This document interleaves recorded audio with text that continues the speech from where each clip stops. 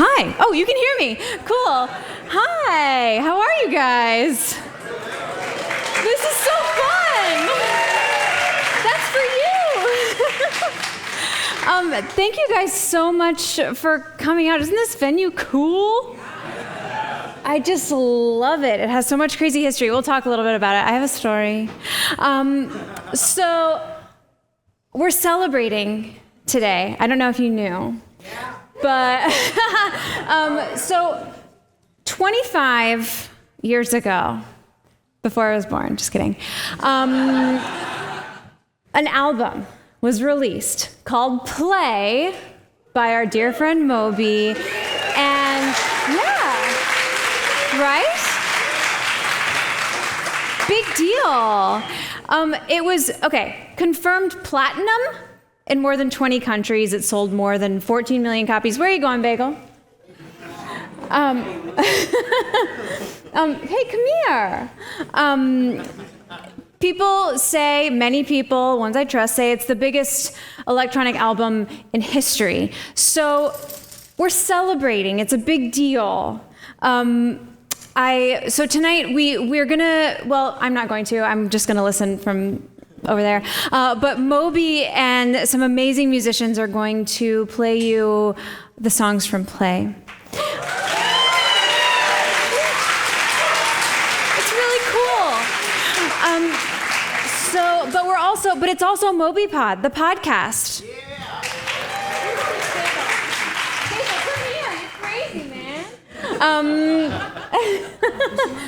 Just be nice to her, I guess, if she goes down there. So tonight we're going to talk about everything that led up to the release of Play and everything that happened to Moby and everything that he put into creating this album and getting it out into the world. So speaking of, Moby, do you want to come hang out with me?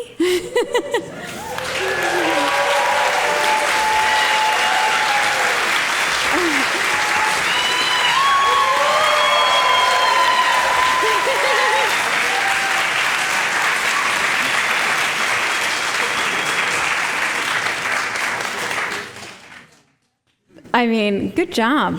Good job, Bagel. She's our stage manager. She's doing a really good job today. Hi, Moby. I'll let you get comfortable. She surprised herself. She was like, I'm up here now. Hi. Thank you guys for coming out tonight.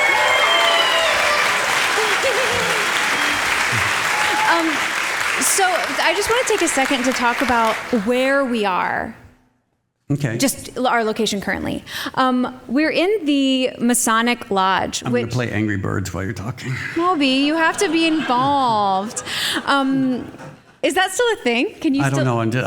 My jokes are not modern. Cool.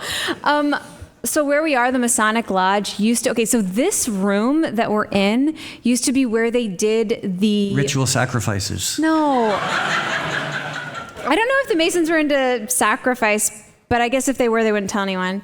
No, this is where they used to do their midnight funeral ceremonies. So this is what they used to do in this room. You're making me scared. I'm like, yeah, I've gone from spooky. Nervous and uncomfortable to now actually being uncomfortable and scared. Do you like it? It's kind of like the range of my emotions. Yeah, I thought so. Yeah.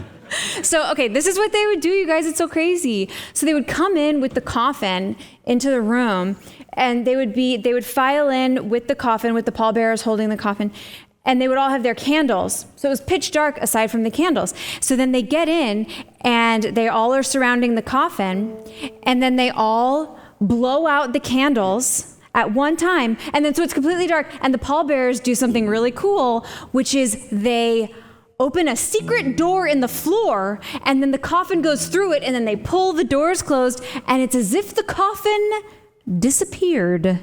And then they light the candles again, and it's funeral magic. So that's what they used to do in here before, but women weren't allowed then, and it was a whole different time. So, Moby, at some point you were a child, I assume. Possibly, although I've always had a theory that the perfect way for an alien race, we've talked about this before, to understand humans would be to manufacture a perfectly human and give it memories of its own humanity. So it thinks it's human and it has human experiences, but the truth is it's a cybernetic organism sending information back to the home world. Okay, well, regardless of whether your childhood was real or not, do you recall any experiences as a child with music, like hearing music, any musical moments that really deeply touched you that you think may have set you on a different path than maybe the average person? No. Okay, next question. That can't be real. No, I was just trying to be a difficult interview subject. Yeah, you did a good job. One of my very, very, very first memories when I was about 3 years old was I was in the car with my mom, and we were living in Danbury, Connecticut, in a weird Victorian rooming house by a prison. And my dad had just died. It was a cold, sad time. And we were very, very poor. So we were in this literally rusted out car where you could see the road through the bottom of the car. And on AM radio, Proud Mary by Creedence Clearwater Revival came on. And this is one of my first memories, is I steadfastly refused to get out of the car until the song had ended. But it was early March, Danbury, Connecticut, which is not a happy place.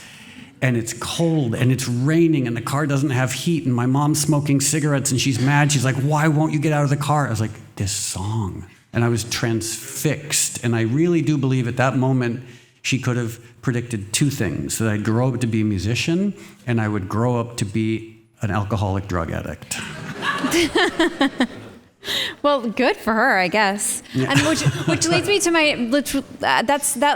my next question, which is if you had to describe what you were like as a child, how would you describe that? Your personality, how you went about. Insofar as I have any semblance of self-awareness or objectivity around that, mm-hmm. It's best described by my high school yearbook. So in my high school yearbook, I don't know if anyone else had this, they had a thing called the high school legacy. And it was if you were known for driving a red Jetta, it'd be Joe leaves us his red Jetta. Lindsay leaves us her, what's this color? Red? Yes. Okay, Lindsay leaves us her red shirt. Bagel leaves us her fancy Gucci dog thing. So everybody had a so-and-so leaves us something. If someone was known for skiing, so-and-so leaves us their skis. Mine was Moby leaves us wondering. Wow. That sums it up perfectly. Yeah. And I read that and I was I think I'm flattered. I don't know if they meant it to be flattering, but I was I'm kind of flattered by that. It's so funny because I assume that life has made you this way, but you've just always been this way. I mean, nature, heredity, etc., experience. I don't know. Nature, nurture. I'm the product of who knows. Also, my mom might have done acid when she was pregnant with me. It's possible. Well, whatever it did, I'm not mad at it. Okay. I guess what I want to know now is when you started to pick up instruments, when you started to learn how to play music. Well, because everyone in my family is some sort of oddball creative. Mm-hmm. My mom was a painter who also played piano, and my uncle was a photographer who also played classical flute and recorder. So everyone did all sorts of different things. So I was always around musical instruments. But what really prompted it was my mom had terrible taste in men.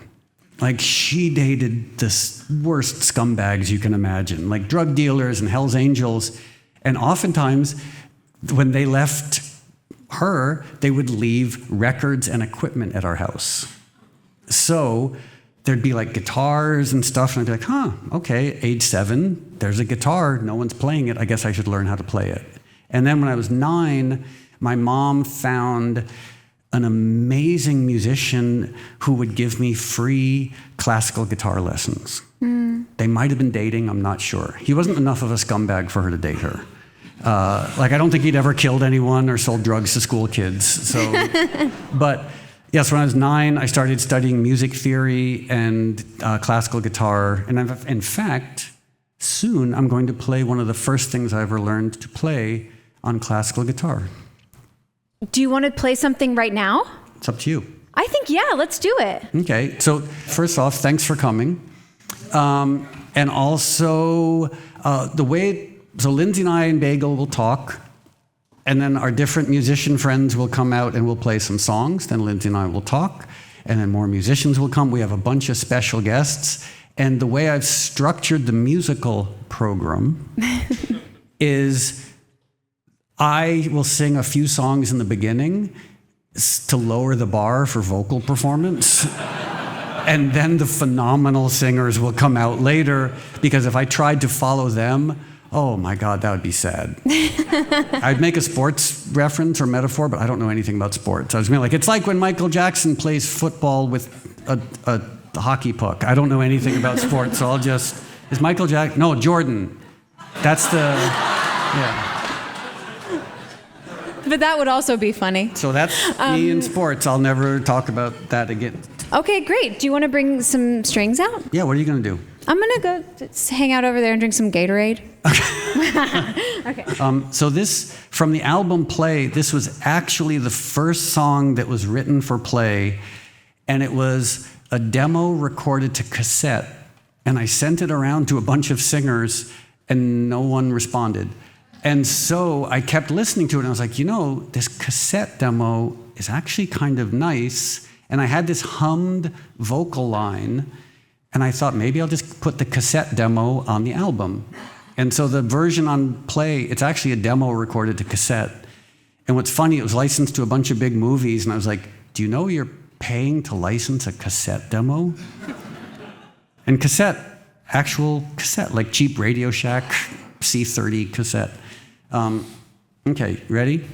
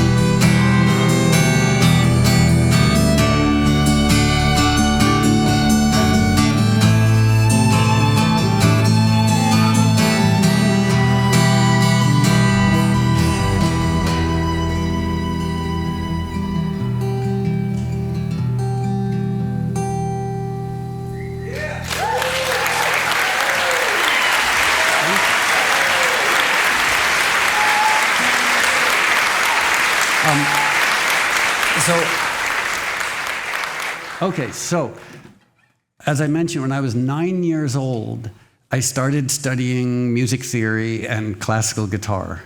And which was funny, because years ago when Eminem said nobody listened to techno, I was like, yeah, I'm a classical guitarist. What are you talking about? In any case, he still hasn't apologized. I hold so much resentment. No, I wish him well. So this song, if I can remember how to play it, was interesting. When I was 10, my guitar teacher taught me how to play. It was Handel's Saraband. It's a famous piece of music. And so I learned it on classical guitar at age 10. And then my mom, who was a classical pianist, gave me this fun little challenge. She said, oh, now play it on piano. And I was like, but I don't know how to play piano. She said, well, figure it out. So what I'm going to try and do, and I did it with the Philadelphia Philharmonic, and I don't know if it worked, but maybe it won't work tonight as well. You guys ready? Okay.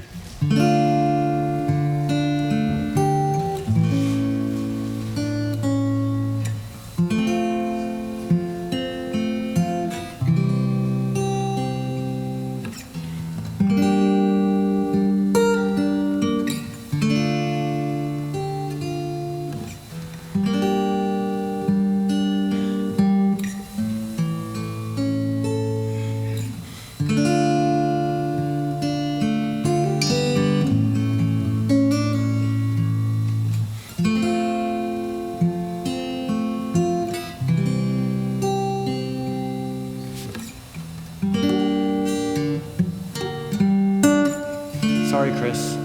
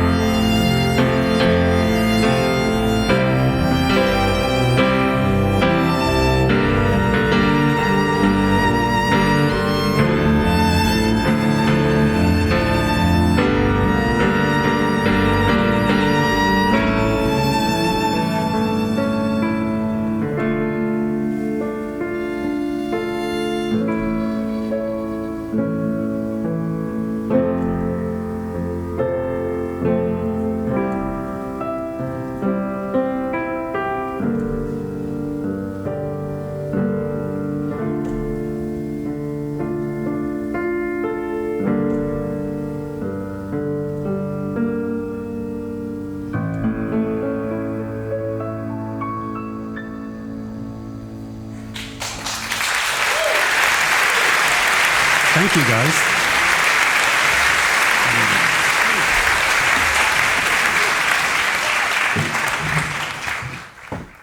How was that? Was that okay? I liked it.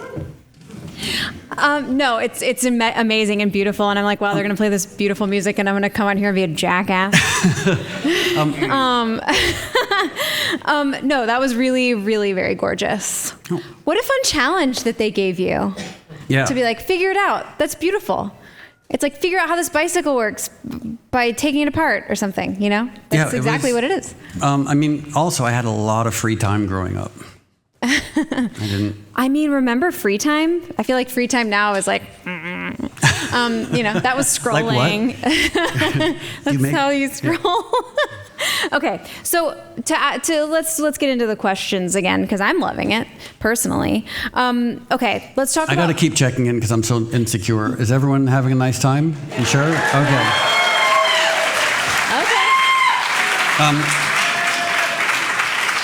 Okay, so let's talk. By the way, when I was back there and you were talking, you're funny. Really? Yeah. Thanks. That's a really nice thing to say. Like a good way. Yeah, in a good. Yeah. Okay, good. Okay, that's really nice. Thanks, Mel. Okay, so here's a question. Your influences, your musical influences, kind of very, very early. I'm talking teens. What were your musical influences then? And then also after that, can you talk about what they are now? Oh, okay. So when I was growing up, my influence was the radio. Because that's all I had. Mm-hmm. I would listen to Casey Kasem's American Top 40 every single week. And then I did a panel with him in like 1992 or 93, and he said my name. And I got to hear with Casey Kasem's voice, who was also the voice of Shaggy from Scooby-Doo. I got to hear him say my name. And like every now and then when you hear these legends, like I did a song with Public Enemy, and I got to hear Chuck D and Flava Flav say my name. And it just sounded so interesting. Wow. Or like David Bowie would call, and I would hear my name being said by David Bowie, but Casey Kasem. So I would listen to radio obsessively. Something that exploded. I know. Okay, that was awesome. And so it was, but this was the mid-'70s, so it was the most eclectic, weird period. It was Kiss and Donna Summer and Elton John and ELO and the Eagles, and it was amazing. And then when I was able to start buying records, I had a dirty hidden secret, which was David Bowie, new wave, and punk rock. Because when I was in 8th and 9th grade, the cool kids made it very clear we don't listen to David Bowie, new wave, or punk rock. It was way too weird. Oh. Because they had long hair, they wore Molly Hatchet shirts, they listened to Skynyrd. Nothing wrong with Skynyrd and Molly Hatchet, but it was very clear you couldn't listen to music made by people with short hair.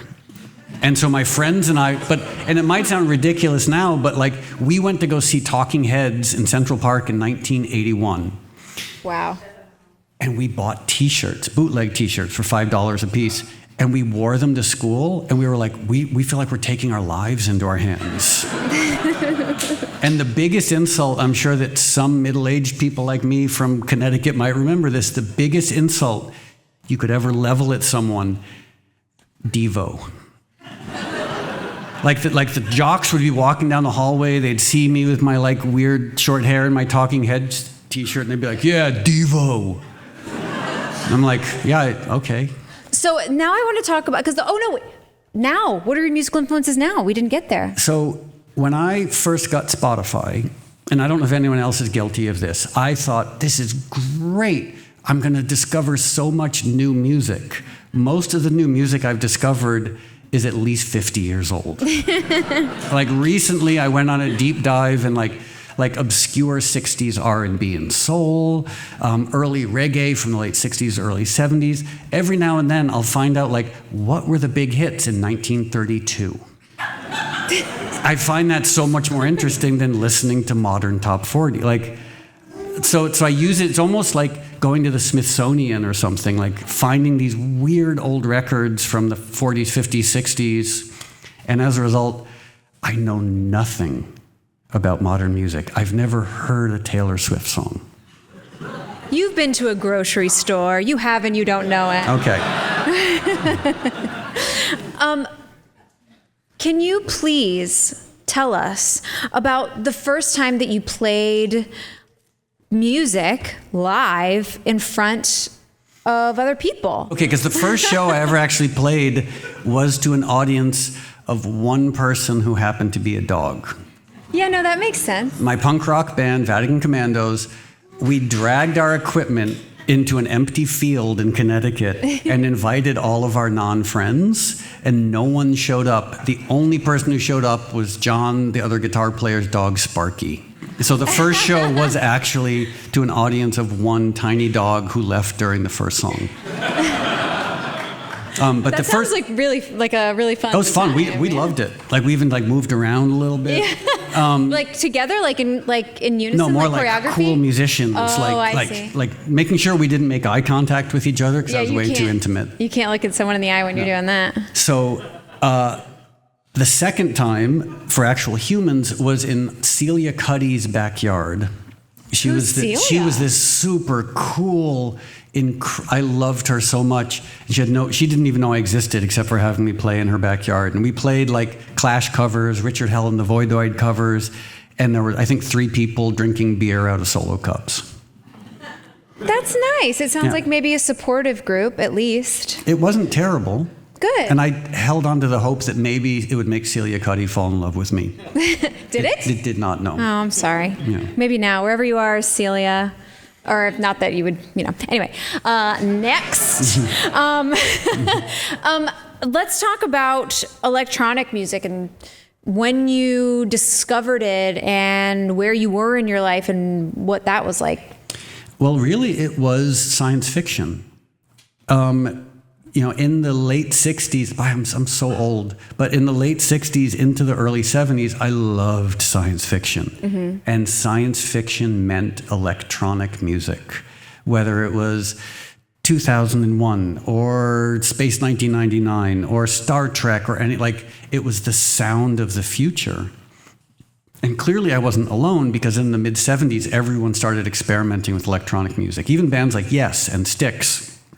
But then Donna Summer made, with Giorgio Moroder, the greatest piece of electronic music ever, which was I Feel Love. Oof. Still, nothing has beat that as far as perfect electronic dance music. Yeah.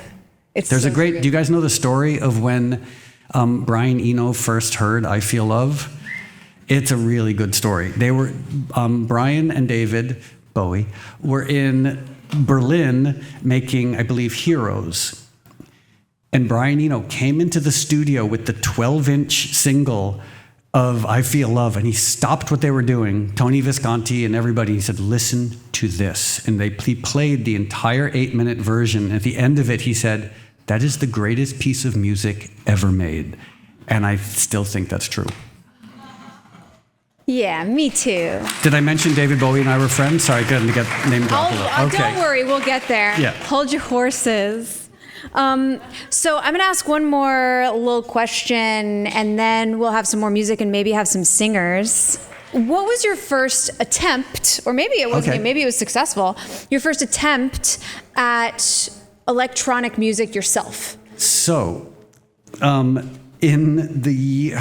these things sound so old because they are. In the year 1982, my mom and my grandparents and my aunts and uncles gave me the coolest present. They gave me a Mattel Synsonics drum machine. Mattel, the same company who brought you Barbie, etc., briefly made a drum machine. And you get so mad at Mattel, but thanks, Mattel. So this Synsonic, and so suddenly I brought it home and I plugged it into my tape deck and I was like, oh my God, I'm making electronic music. And then I borrowed someone's 4-track recorder and I stole cassettes from the language lab at Darien High School. Thanks, Darien High School. And I started experimenting. And then I bought a synthesizer at a garage sale for $20. And so I had a full electronic music setup. My little synthesizer, a microphone, a guitar amp, and my Mattel Synsonics drum machine.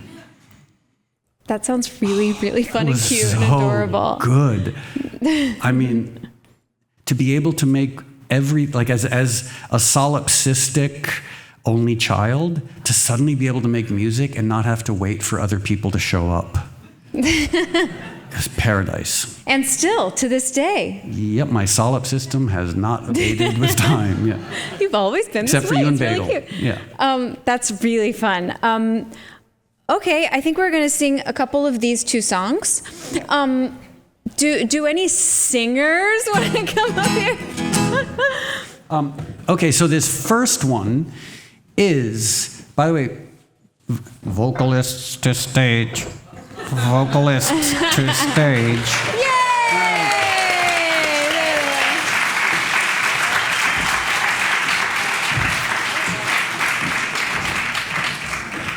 Okay, so this next song is one of the only things I have in common with Jimi Hendrix. Actually, no, this isn't true anymore. I can't use that old story. The story was that he and I both, what we have in common is that we each had one top 10 single in the United States. But now, weirdly, I've had two. The second, and I found this out accidentally, I made a song with A$AP Rocky, and turns out it was a top 5 single. Okay, so let's see how this goes. Ready?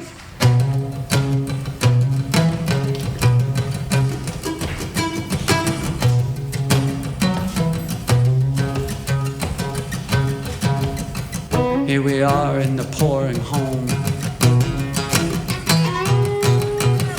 Watch a light man full of comb. Here we are in the pouring rain. I watch a light come over me. Here we are now going to the east side. I pick up my friends and we start to ride. Ride all night, yeah, we ride all day. Looking out for the sunny day. Gotta ask again, is everyone still having a nice time?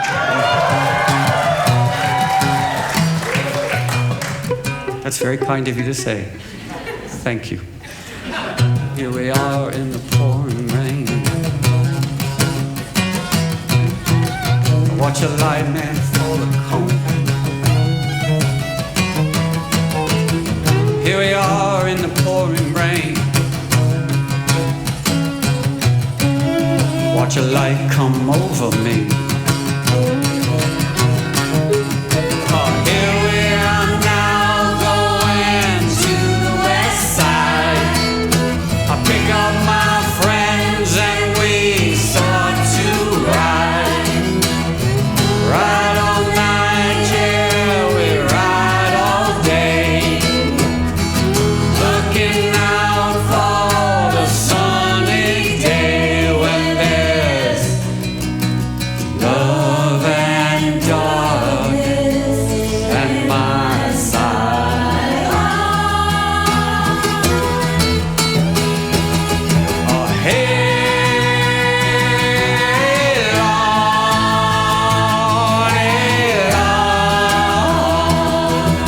on. Maya, you want a solo?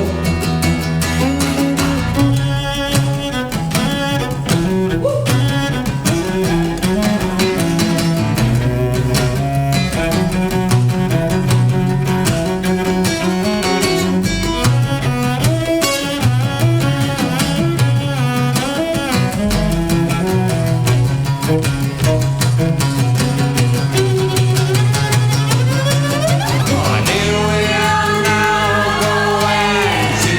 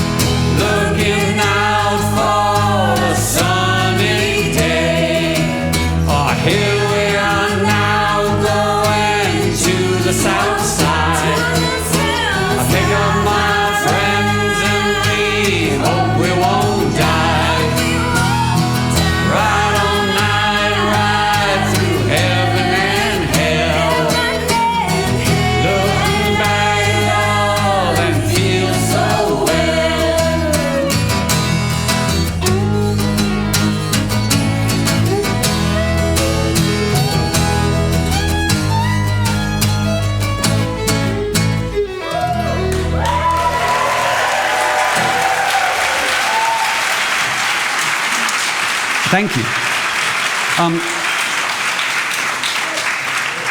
So this next song, seeing as we're talking about the album play, this is sort of an interesting one, because I thought the album play was going to be a failure. No one was going to listen to it. Turns out I was wrong, which is interesting. But this song, I was like, there's no way I can put this song on the record. Like, it doesn't have a chorus.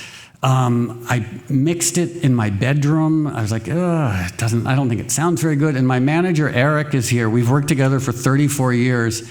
And there were 2 songs on the record. And I think the strength of our relationship is all he does is insult me. So when I talked about leaving this and one of the other songs off the record, he was like, oh, you're such an idiot. No, put them on. They're good. And I was like, oh, okay. So I kind of included this on the record because he told me to.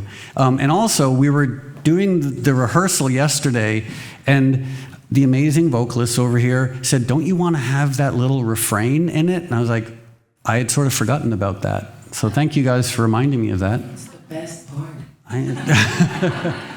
Okay, you want to give it a whirl?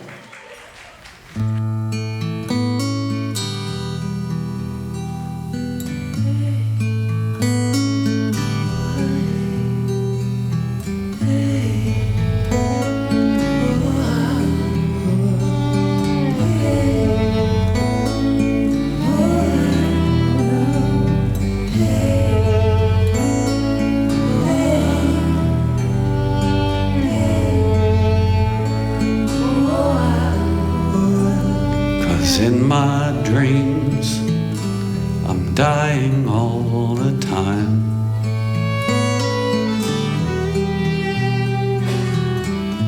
Then I wake this kaleidoscopic mind.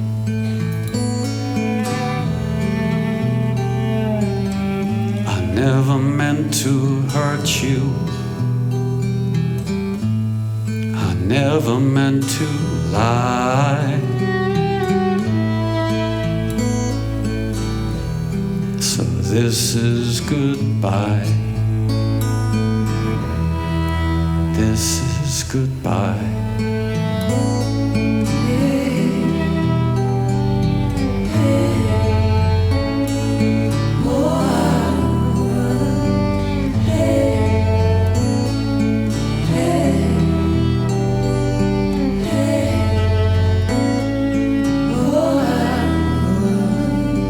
Tell the truth, you never wanted me.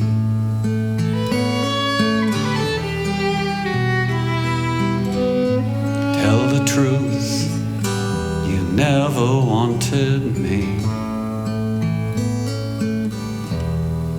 Tell me.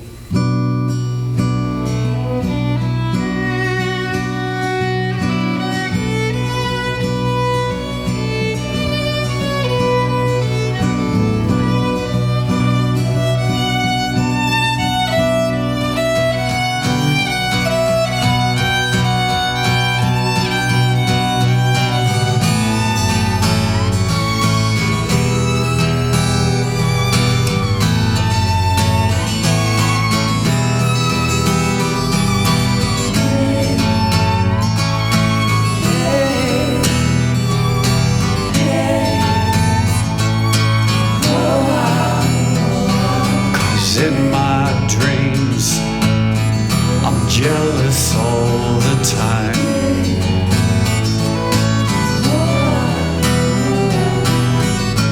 Then I wake, I'm going out of my mind. I'm going out of my mind. I'm going out of my mind. Going out of my mind.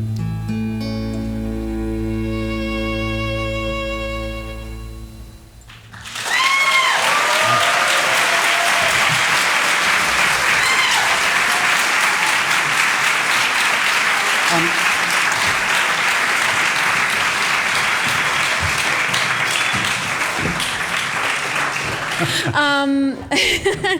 that was really nice what you just did. Oh, thanks. That was really beautiful.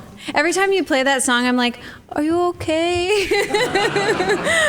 And the answer is no. Yeah, I know. I already know that. But like in a cool, like interesting, artsy way.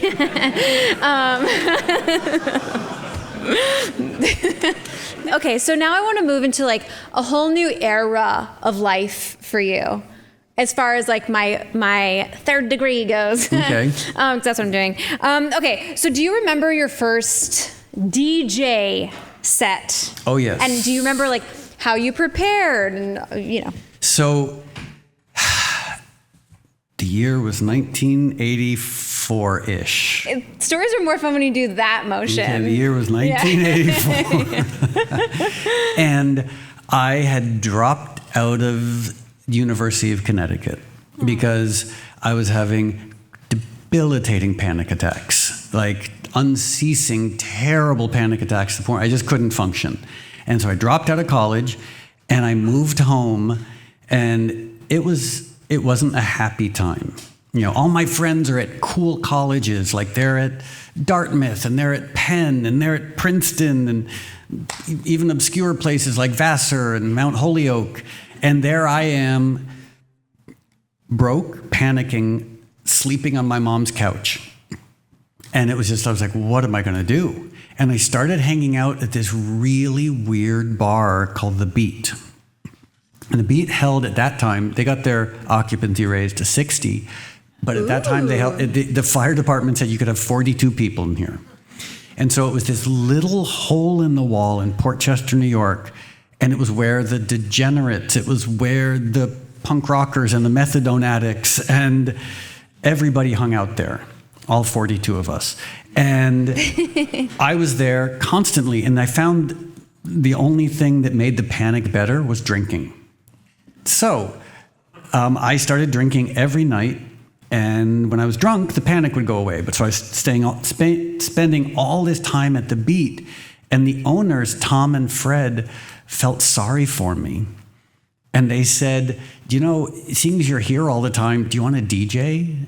And so they gave me Monday nights, and they paid me $25 for 6 hours of work. I mean, you were going to be there anyway. Yeah, and I only had about 25 records. So my first DJ set was like Joy Division and Johnny Cash and New Order, and I borrowed a bunch of my mom's records to sort of pad things out a little bit. So it was like Crosby, Stills, Nash & Young into Joy Division, because I was like, I only had 20 records.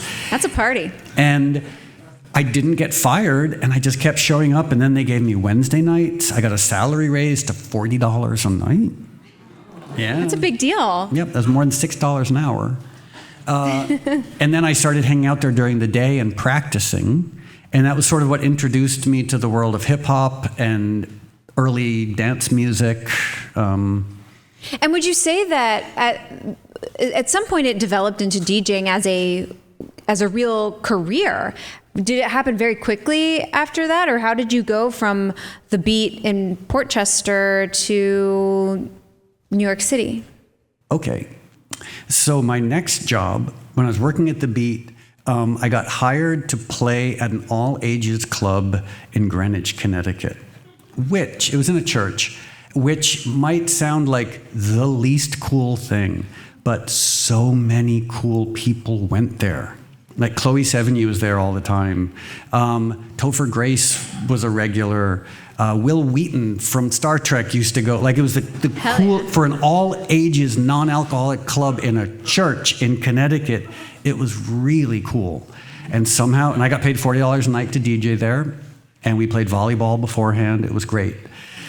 But the whole time, at this point, I'd moved out. I was living in an abandoned factory, which I loved, pulling down a sweet $1,200 a year from DJing. Wow. And didn't have running water, didn't have a shower. I didn't have a girlfriend, not surprisingly. But I wanted to DJ in New York so badly. Like this, suddenly we're like, it's 1987. And DJ culture is the most exciting thing in the world. House music had just been invented. Hip hop was so exciting. Dancehall reggae was exciting. And so I would make these tapes, these cassettes, And one side would be house music and the other side hip hop. And I would even do like the artwork to try and make it look like graffiti. That's so cute. Yeah. And I would go into New York. I'd sneak in on Metro North, sitting in the bathroom so I wouldn't have to pay the fare, and then jump the turnstile and like go all over New York giving out these cassettes to bars, to radio stations, to nightclubs, and nothing ever happened. And then the most magical day. My friend Janet told me about a new club that was opening on the West Side Highway called Mars, where the Standard Hotel now is. And she said, they're hiring. And so I went down there with my bag of cassettes, and I waited in line, and I got to the table, I can see it very clearly, where they were like giving out application forms for like barback, busboy, security. And I said, do you have an application for DJ? And the woman just laughed at me. She said, no, of course not. And I said, well, can I give you a tape? And I gave her a tape. She laughed. I think she put it in a pile. That night, Yuki Watanabe, who was booking the DJs, called me. I was the only person who had applied for a job as a DJ. And so I got a job DJing at the coolest club in New York because he didn't know no one was going to be applying for the job of DJ. That is so lucky. And that so was, fun.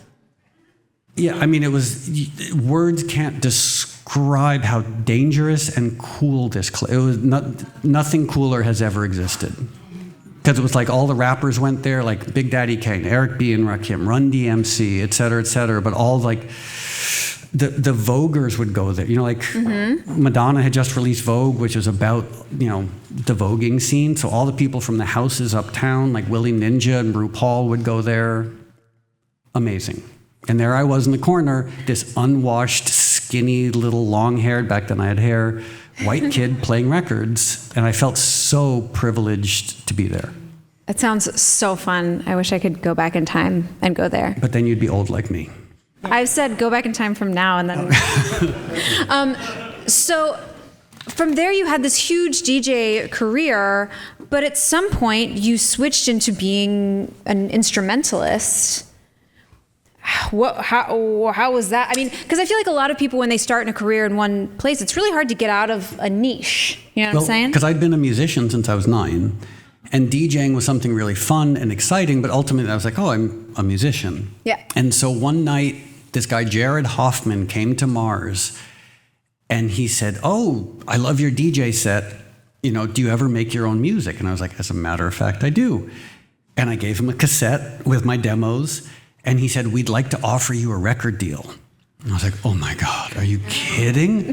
I remember I was on the corner of 14th and 7th on a payphone, and I like called him, and I was like, I'm gonna have a record deal. There were a few problems. One, they didn't have a name for the record label. They had never released records. They didn't have an office, and they didn't know how to make records. But apart from that, I had a record deal. I feel like that guy found you on the day he decided to do it, and he was like, yep, this is happening, and you're, yeah. And then I also so I set up my equipment in his living room because he had a day job working in a bank. And so during the day, I would like clean the apartment, send faxes, take packages to UPS and the post office. I was the office boy. And when I wasn't going to UPS or the post office or cleaning the apartment, I would make music. And we invented all these different names for me, so it made it seem like there were 5 people on the label. So there were 6 artists on the label. And it was just one person. And it was all you? Yeah, and that one person also happened to be the guy cleaning the bathroom and, yeah, making sure that there was food in the fridge. Is that why you think why you like to wear so many hats all the time now? Because it really works. It just made sense. Yeah. It was just I was like, this is what you do. So. That, I mean, did all of you do well on that label? Surprisingly, I mean, this was like 90, 91, and the first single was a song called Mobility, and it sold 1,200 copies, and then the next single was the song Go, which sold 500,000 copies. So it went from like all of a sudden like... That was a banger. It went from nothing to suddenly flying across the Atlantic 3 times a month doing TV shows in Europe and playing raves, and like it was That's huge. I bet this guy was like, hey, having a record label is easy. But also it speaks to, the next part. So I just want to ask, because we talked about your time at your first label where you were all of the artists, but what about your next label? Because after you were at one and then you went to another, what was that like? So then magic happened. There still is a label called Mute Records, and Mute Records, it was the king and queen and genderless liege of all indie labels. It was started by Daniel Miller, who wrote the song Warm Leatherette. Have you ever heard that? No. Grace Jones did a version of it. Duran Duran did a cover version of it on a tour. It was really funny. And then his second signing was Depeche Mode. Little kids with synthesizers. Bing, bang, bang, bang, bang. Yeah, that's the way what? That was so good. I almost can't look at it. It's too good.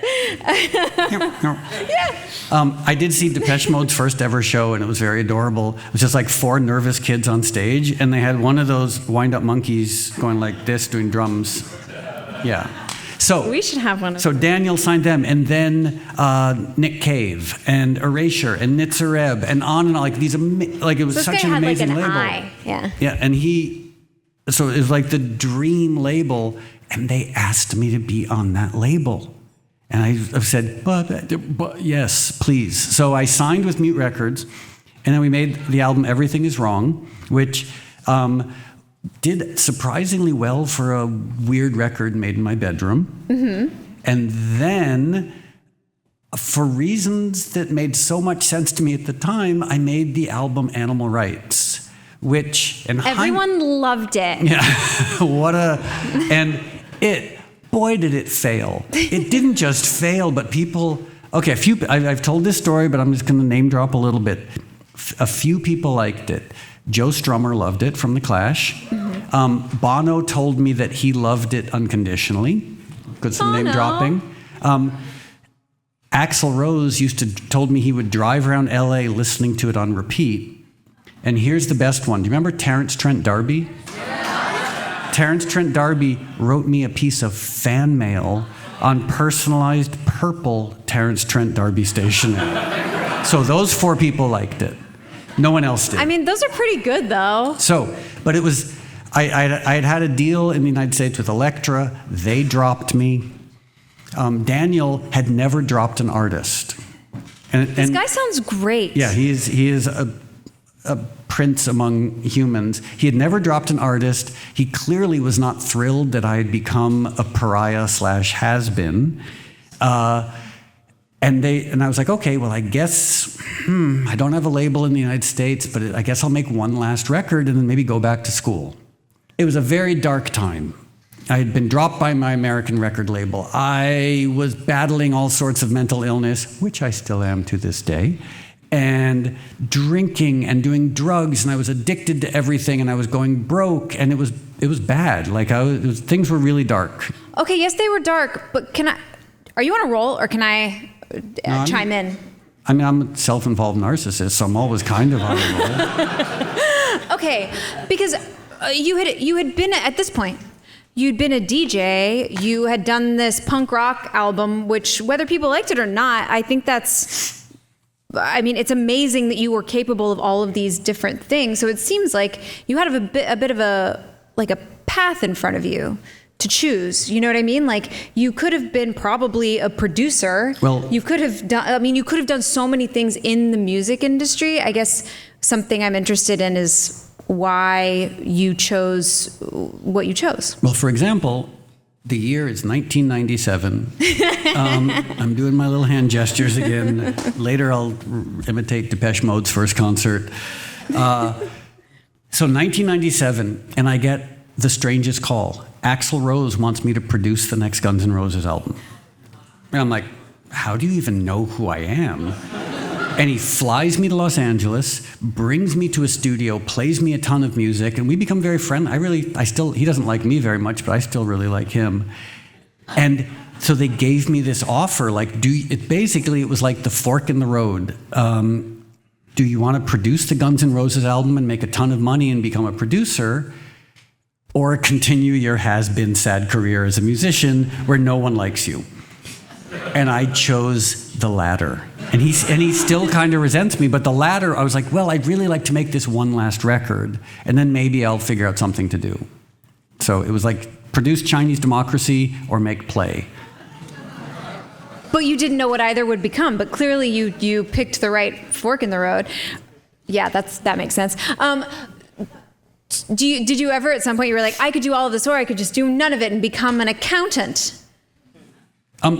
No, because I grew up so poor and I lived in an abandoned factory for a pretty long time. I was comfortable with that. Mm-hmm. There was no material ambition. You know, I was happy not bathing. I was happy, like when I moved to New York, I used to return cans and bottles to pay the rent. I was fine with that. Like, you stand in line with unhoused people and you return cans and bottles. No big deal. It was fine. So I had no issue with that. So there was no like, oh, but I need to have a career path. No one in my family ever had a career path. They all did weird things. So I was like, that's what you do. You do weird things and you're always poor. And it's fine. But there was no complaining. It was just like, yeah, it's fine. Well, I'm glad you did what you did. And here's my idea. What if you play the next songs all the way through? Okay.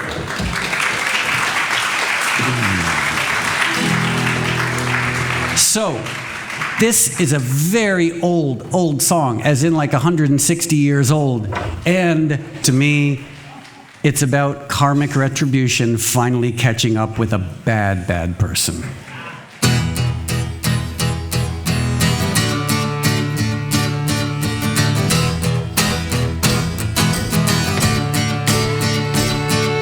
Lord God Almighty, have you heard the news? My head got red in the midnight dew. Great God, I've been down on my bended knees, talking to a man from Galilee.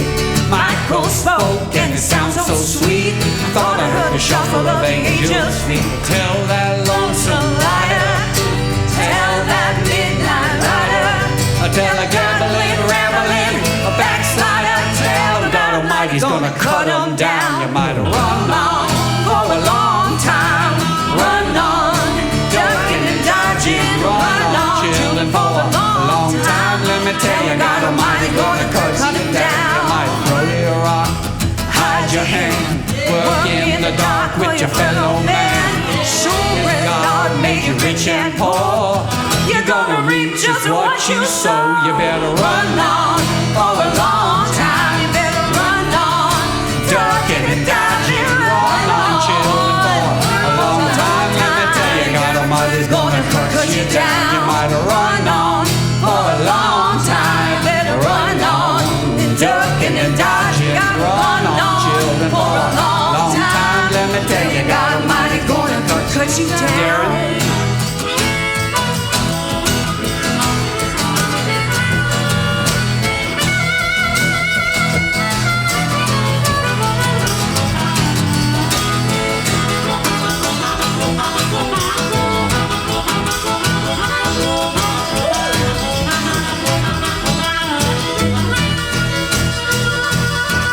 Some people go to church just to signify, try to make a date with your neighbor's wife.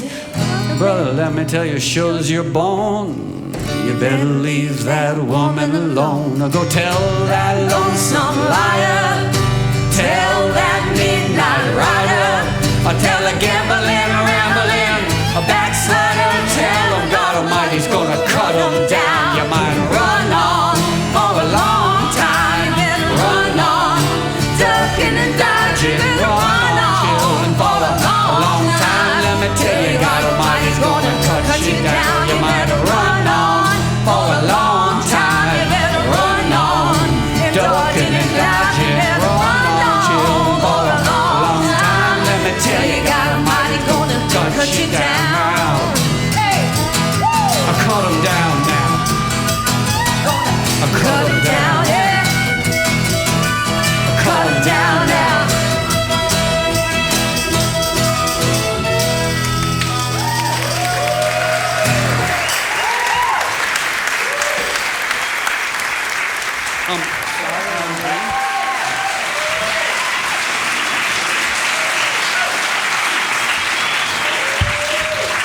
Okay, now Choklate is going to come out and sing as well. And Nadia, you guys are going to sing together, right? So a funny thing happened. I had written a song incorporating phenomenal old vocals. I'd written 2 songs, and at one point, I kind of realized they were a little bit similar. And so my friend Amethyst Kia and I, she's a great musician, we did a version that combined the 2 of them, so we're going to try the same thing now. And if you feel like doing aerobics or something, please, maybe do it later when you get home. You'll see, it's... Yeah.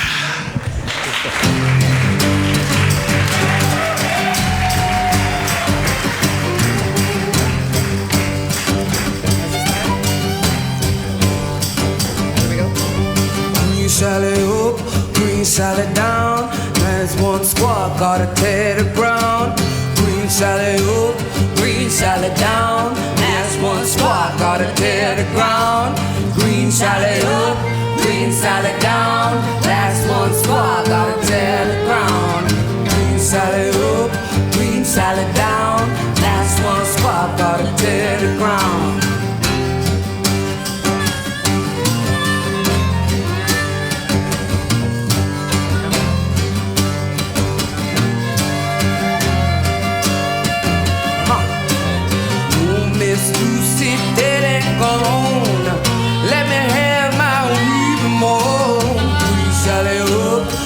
Salad down, last one squad, gotta tear the ground. Green salad up, green salad down, last one squad, gotta tear the ground. I'm gonna find my baby. Oh, before the sun goes down. That's all right. You can clap. It's good. I'm gonna find my baby. Oh, before that sun goes down, yeah. You know I'm gonna find my baby. Oh, and I'm gonna tear this house down, yeah. You know the way. Sally hope.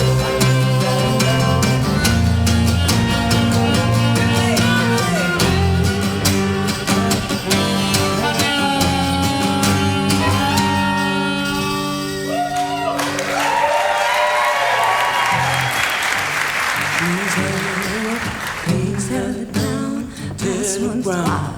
Green salad up, green salad down. Come on, that's one squad gonna tear the ground. Come on, green salad up, green salad down. That's one squad gonna tear the ground. Green salad up, green salad down. That's one squad gonna tear the ground. Green salad up, green salad down. That's one squad gonna tear the ground. Green salad up, green salad down. That's one squad gonna tear the ground. Green salad up, green salad down. That's one squad gonna tear the ground. Green salad up, green salad down. That's one squad gonna tear the ground.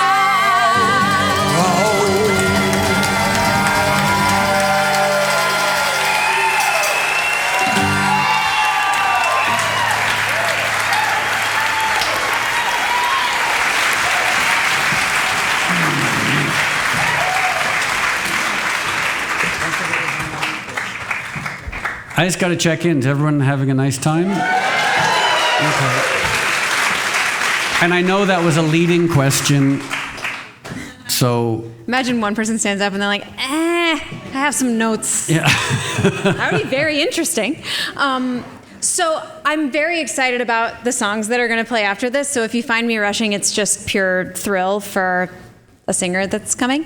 Okay, when did you start making play, and what was going on in your personal life, in your world, when you were making this album? Well, we sort of talked about this a little earlier, which Yeah. was I basically... The album bit.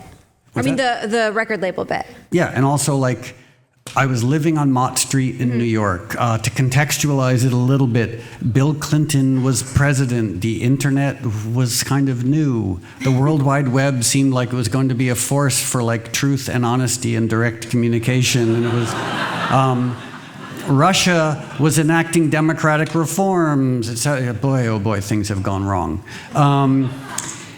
Climate change was an Al Gore book. That's it. So living on Mott Street, and I was like, yeah, I guess it's time to accept the fact that my career as a musician has come to an end. And luckily, Daniel Miller, who we talked about before, is kind enough to let me make this one last record. Did you tell him what you had in mind, or was he just like, do something? No, he was very, I would send, so here's how you used to send music to the UK back then. The years 1997, 1998, I would put demos on a cassette. I would walk to the FedEx on Broadway between Prince and Spring. I would fill out customs forms. I would then send him the cassette, and 2 weeks later, he would get it. Oh my gosh. Yeah, it was, and the world was a very different place back then. The anticipation. It's kind of so romantic. I was just working on this music, but there was complete freedom because he didn't expect anything. No one expected anything. I was a has-been. I'm not just being like self-deprecating. Like I was kind of washed up. 1997, 1998. Like no one. I would go on tour and play shows, and like 20 people would show up. So it was the first show on the tour for Play, which I'm getting ahead of myself a little bit, was in a basement of a record store. It was a free show, and 25 people came. That's how it was like, yeah, so the expectations for Play were so low, but it was it was depressing, but liberating. So you wouldn't say you felt pressure when you were making this album. You were like, I can do whatever I want and throw caution to the wind. Do you think that mentality is something that might have led to it being such a success? Is that you're like, and also because it was a time similar to now of these like expensive manufactured pop records. You know, pop records made by committee. Not to criticize, but like it was the Backstreet Boys, it was NSYNC, it was, you know, like Max Martin, who he's a nice guy, writes phenomenal pop songs, but it was a machine. And major labels spending millions of dollars just to make a record. And there's weird little old anxious alcoholic has-been me, literally in my bedroom with old broken down equipment. I was sleeping under the stairs like Harry Potter. And I made a record and I was like, I can't compete with the Max Martin machine, so I guess I'm not even going to try. I'm just going to make a record that seems nice to me.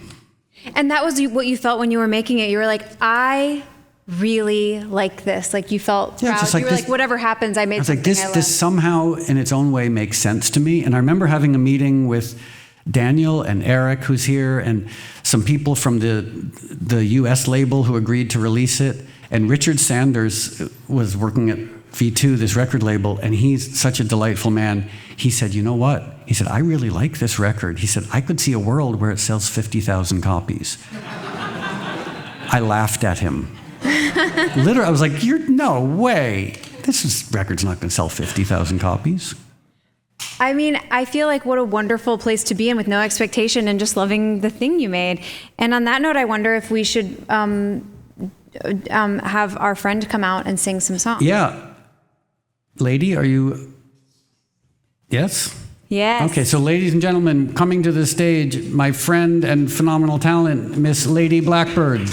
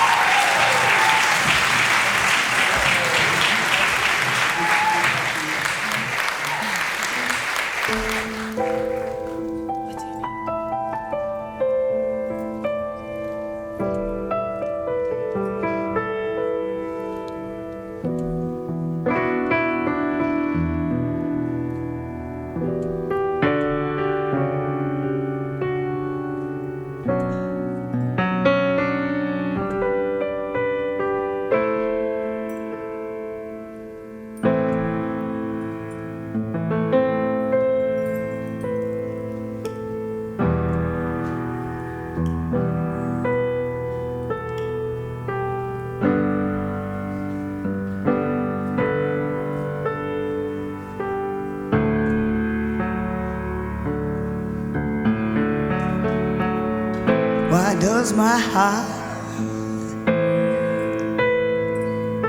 feel so bad?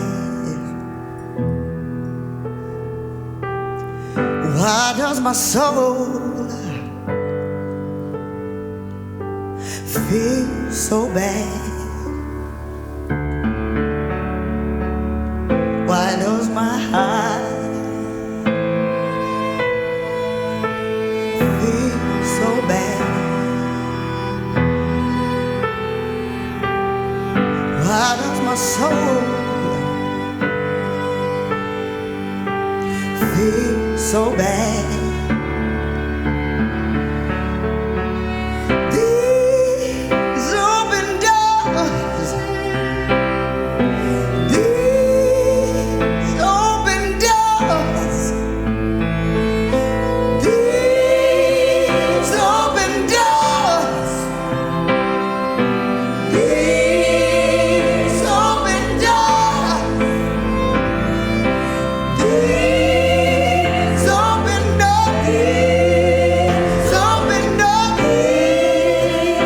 open doors, these open doors, these open doors, these open doors. Why does my heart feel so bad? Why does my soul feel so bad? Why does my heart feel so bad? And why does my soul feel so bad? These open doors, these open doors, these open doors, these open doors, these open doors, these open doors, these open doors, yeah. These open doors, these open doors, these open doors, these open doors, these open doors, these open doors, these open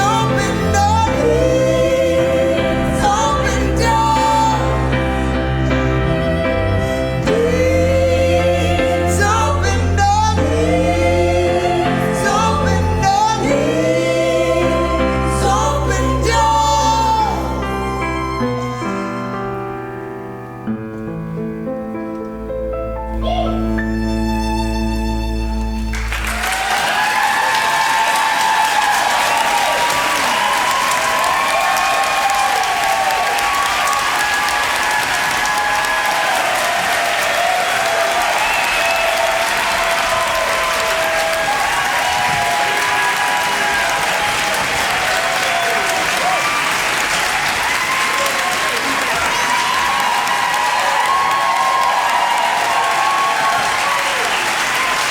open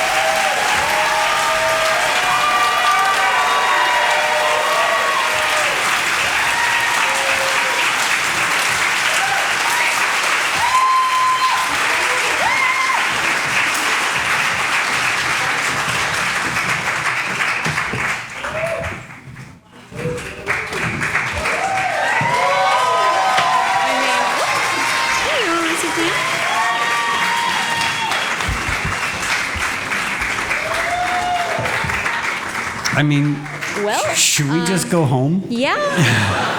Yeah. Like, I don't really know so what a back to person me being a says. sad alcoholic, I mean, that I'm literally emotionally overwhelmed. well, so That So, was Linz, so beautiful. What?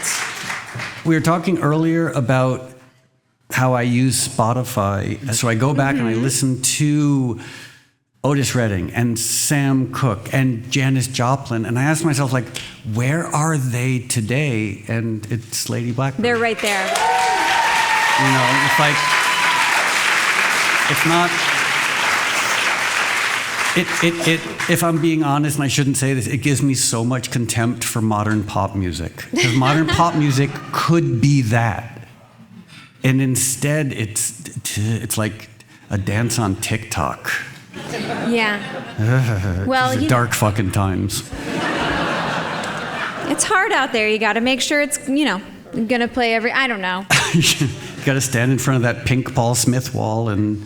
You got to take your picture in front of the angel wings. Okay. Ooh, you hadn't thought about that one. They all do it. You know it. You've done it too. Okay. So let's get back to the story. So you've made this album. It's done.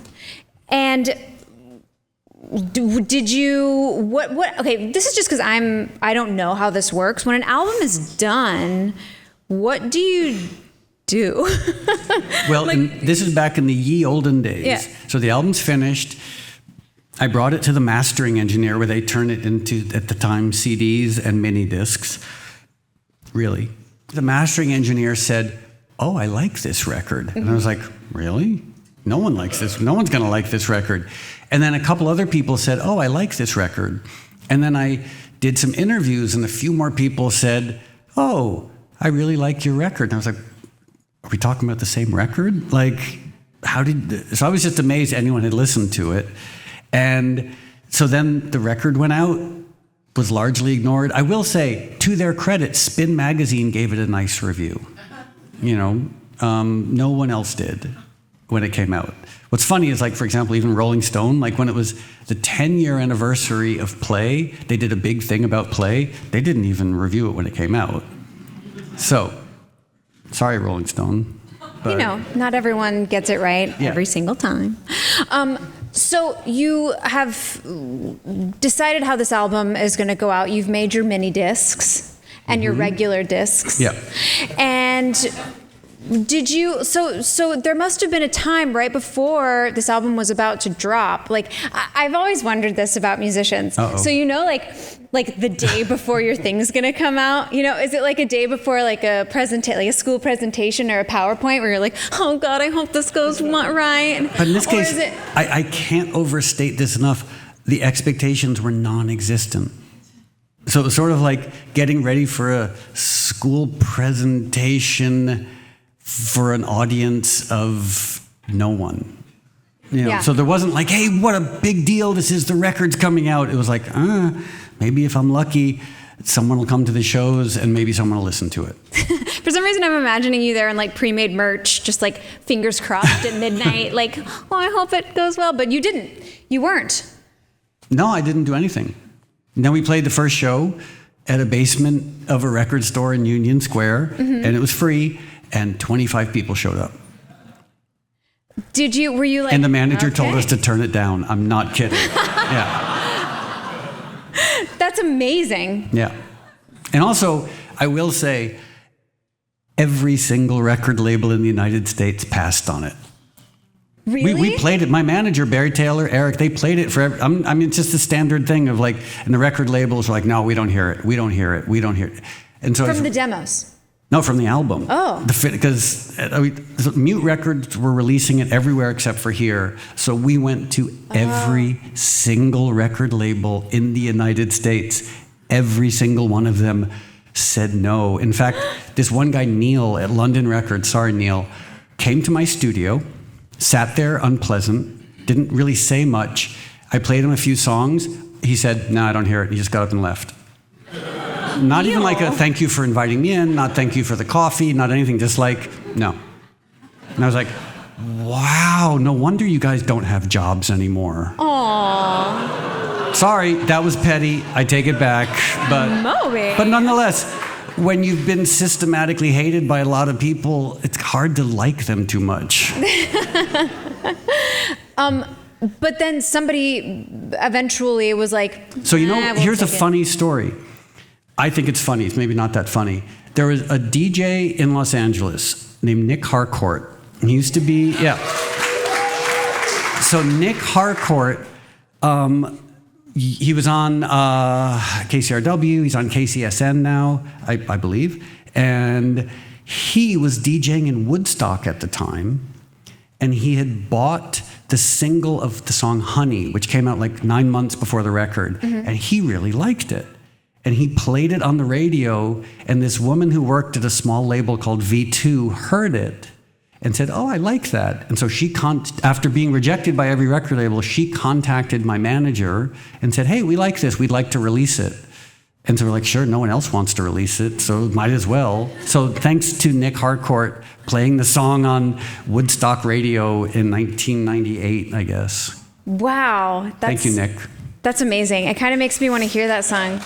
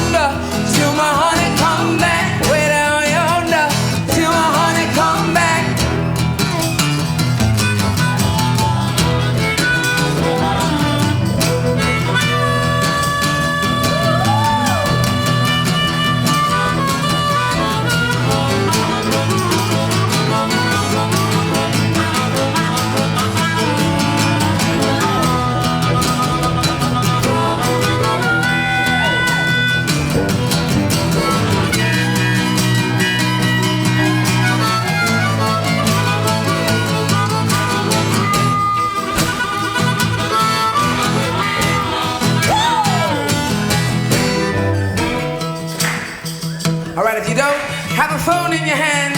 I'm gonna need you to put your hands together. If you have a phone in your hands, I understand. All right? And everybody else, come on, put it together. Till my honey come back sometime. Wanna wrap in the jack sometime. Got a hump in my back sometime. I'm going over hell sometime. Till my honey come back sometime. Got a hump in my back sometime. Got a ride in the jack sometime.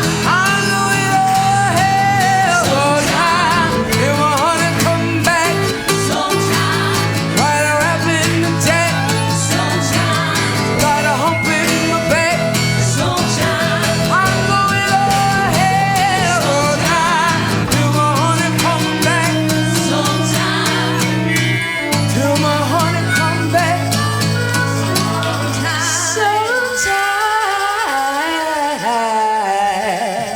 sometime.